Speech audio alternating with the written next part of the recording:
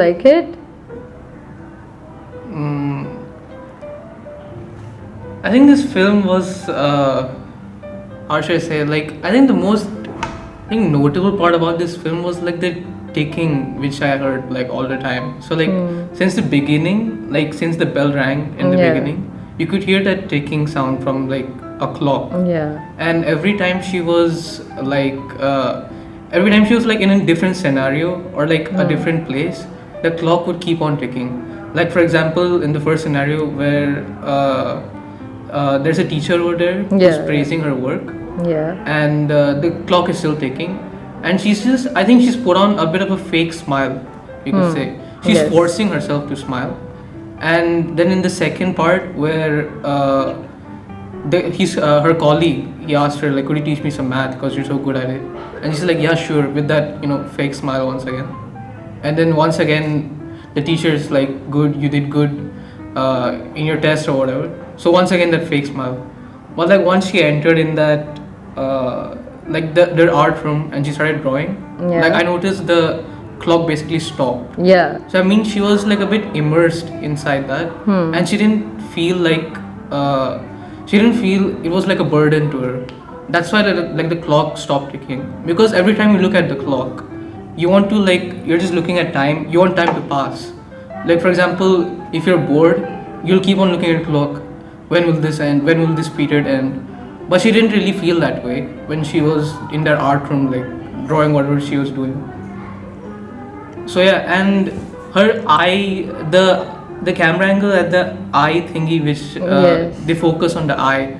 So I think like every new scenario, she like blinked, and that blinking like signified like a new part or like maybe like a new day Yeah, of yeah, her yeah. life or whatever. Yeah.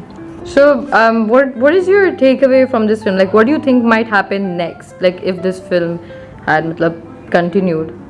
So like in the end, like basically the clock stopped. Yes. So I was thinking maybe she might find something which can keep her occupied or make her feel that time might not pass that fast, or something she's like interested in. Yeah. Because her current life right now, it's like, it's a burden to her. It's like restraining to her. So she needs to find that passion. Is it relatable to you in any way, like the film?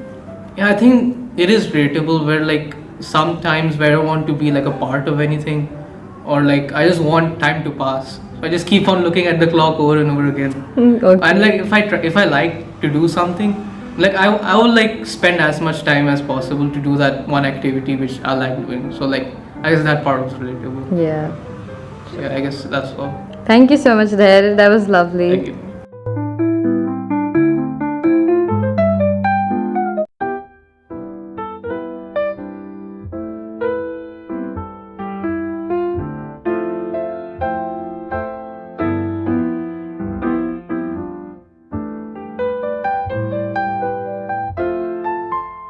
So, how do you like it? I really like the movie. I like how the ticking of the clock is in sync with her eyes opening and closing. And then I really like how the cuts are making it go in a flow instead of being it just monotonous. Her coming and sitting, so I can see that she's placing her bag. And then there's also some implicit meaning. At first she's strategizing with her sharpener and eraser in her classroom, and then she wins that chess match. So I like that. I like how there's a connect with everything. So, do you find it relatable in any way? I do find it relatable, especially when she says that she is wondering if at all things will change instead of when they will change.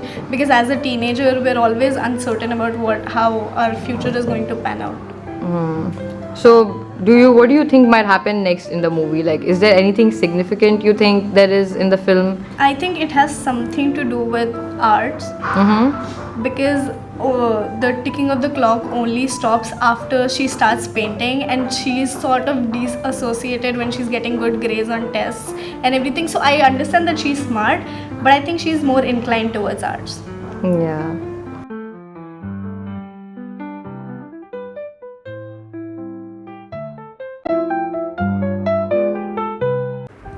If my film, A Spring Breeze, was to be distributed as a real media text, it would go through 4 stages of distribution. The first stage of distribution would be showcasing the film at film festivals such as the Telluride Film Festival, Sundance Film Festival, or the New York Film Festival. Many coming of age films, such as Lady Bird, directed by Greta Gerwig, gain popularity through screenings at film festivals. Distributors also often purchase films after successful screenings, which can be useful for later stages of my distribution process. Furthermore, festival screenings can help me gather critical feedback, which could help in refining or modifying the film before its wider release. The second stage of distribution would be a limited or selected access release. Inspired by how Mike Pesci distributes his film 12 Kilometer, where potential viewers must share their top 3 horror films with him through Instagram direct messages in order to access the film, I would also like to share my film in a similar way. This method could help generate attention through social media, which is commonly used by my primary and secondary audiences, teenagers and young adults. Through platforms such as Instagram or TikTok, I would encourage viewers to share their top 3 books or top 3 hobbies in order to gain access to the film. This may be a challenging strategy for a director who is just starting out and releasing their first film. Stage would involve releasing the film on OTT platforms such as Netflix, Disney Plus, or Amazon Prime Video through distribution deals. These platforms are widely accessible to teenagers, which allows my film to reach its target audience more effectively. Additionally, the algorithm based recommendations could help the film reach viewers who already enjoy watching coming of age films. The fourth and final stage of distribution would be in the form of physical media such as CDs or DVDs. This option would be more catered towards audiences who enjoy collecting physical media, especially with the rise of the Y2K and early 2000s aesthetic. So, this would be appealing to a more niche audience. It could also be an expensive method of distribution, and limited success may be expected since many collectors of physical media tend to focus more on older or vintage physical media. Additionally, because the film would already be available on OTT platforms, this could reduce the incentive for audiences to purchase a physical copy.